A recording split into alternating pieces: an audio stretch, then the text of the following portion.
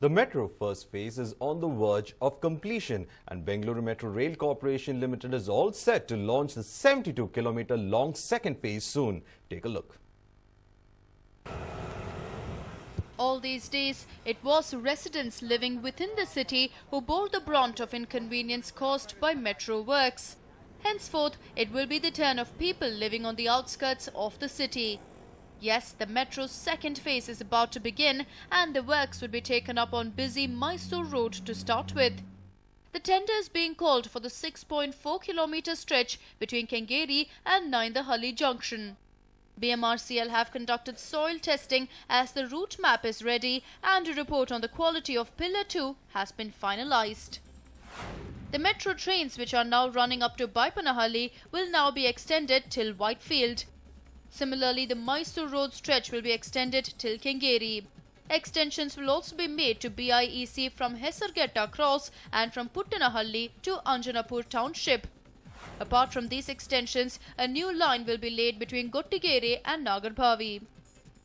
The second phase stretch will be 72 kilometers long, including 13 kilometers of tunnelway.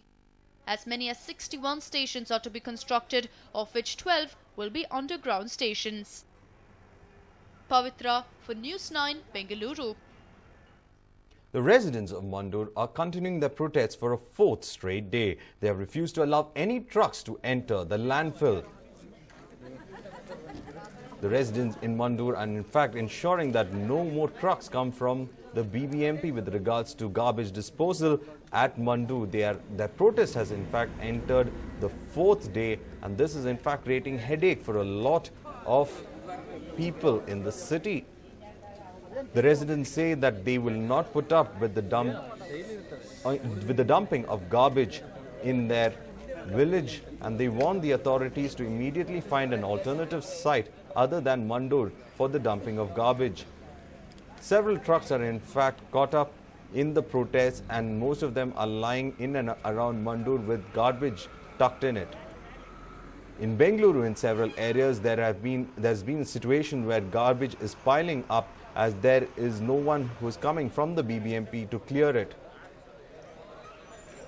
The state government has in fact not been able to hold talks to resolve the issue in spite of high-level ministers being involved in it. The police had in fact taken 30 people and arrested them and placed them in Arnikal jail, which also led to chaos because several political parties also came in support of the residents protesting against the dumping of garbage in their village. The residents have in fact kept themselves awake the entire night and are on the vigil to ensure that no garbage truck is in fact let into the village. Several villages in Mandur are facing different problems. Most of them say that they have in fact had the groundwater of their village completely polluted because of the waste disposal. Several women also complained about health issues, and also they are saying that this could in fact lead to dangerous diseases among their children because the children venture towards the landfills.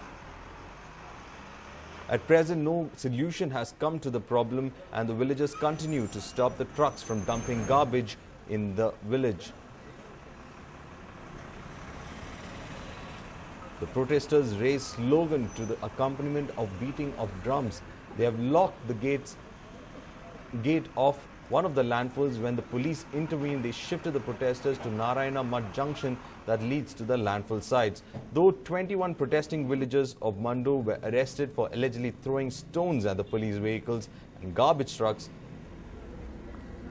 the villagers intensified their indefinite protests against dumping of garbage in Mandur. Their protests have entered the fourth day, and its impact is becoming clear on the city's garbage disposal system. There was uncleared garbage and heaps of it piling up in several areas, but the government is in no mood to budge. Angered by the arrest, around 300 villagers, mostly women, are staging a dharna at the landfill.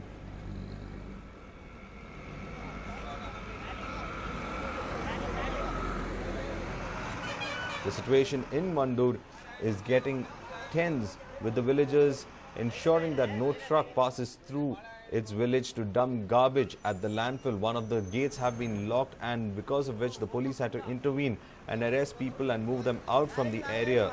However, the villagers are adamant with their protest and don't want the garbage coming from Bengaluru being dumped in their village.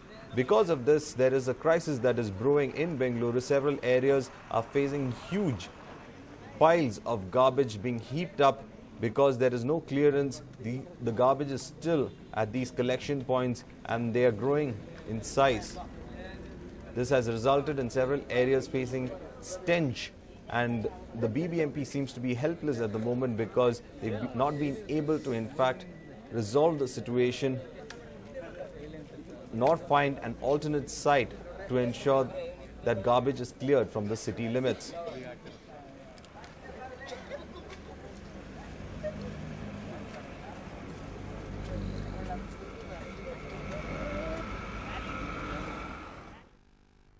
Many communities have many kids with many beliefs. Here's a report on one such belief which could leave you awestruck. Take a look. You might think this is just another religious occasion and affair, but there's something that makes this festival special. Take a look as to what it is.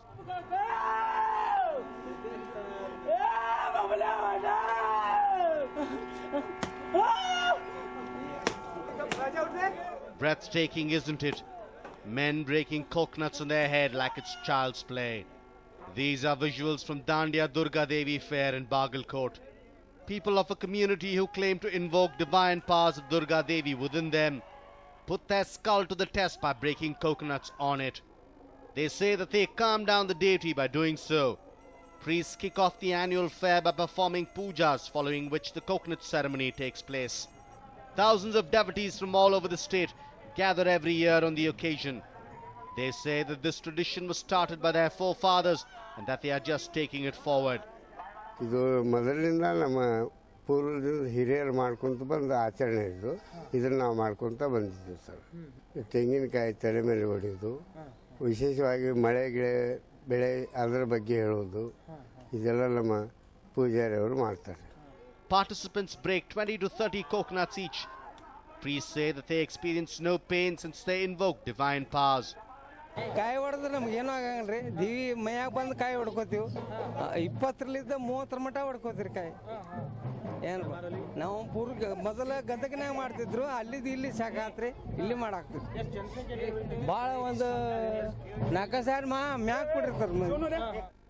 Devotees say that the festival brings them luck and the deity protects them. Whatever the explanation and the belief, the sight is surely riveting. Suresh Nayak, News9, Bagalkot. Almost 3 months since Malaysian airliner MH370 went missing, countless search operations have failed to ascertain the route that the airliner had taken. Now there seems to be someone who might have been seen that airline. There are several theories that have surfaced regarding what might have happened to the Malaysian airliner MH370.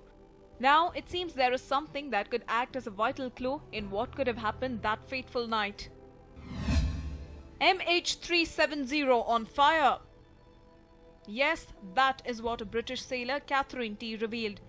While she was sailing from Cochin to Thailand, she saw what looked like a plane on fire with smoke trailing behind it on the same day the airliner went missing. Though back then she thought it didn't hold any significance, she has now broken her silence and filed an official report of what she saw while her husband was asleep on the deck. I saw something that looked like a plane on fire. That's what I thought it was. Then I thought I must be mad. It caught my attention because I had never seen a plane with orange lights before. So I wondered what they were. I could see the outline of the plane. It looked longer than planes usually do. There was what appeared to be black smoke streaming from behind it. There were 2 other planes passing well above it, moving the other way at that time. They had normal navigation lights. I remember thinking that if it was a plane on fire that I was seeing, the other aircraft would report it. That does sound like an important lead into the search operation, and if you think that these are mere claims made by her, then you are mistaken. She tracked the route map of her yacht as soon as she heard a radio announcement on MH370.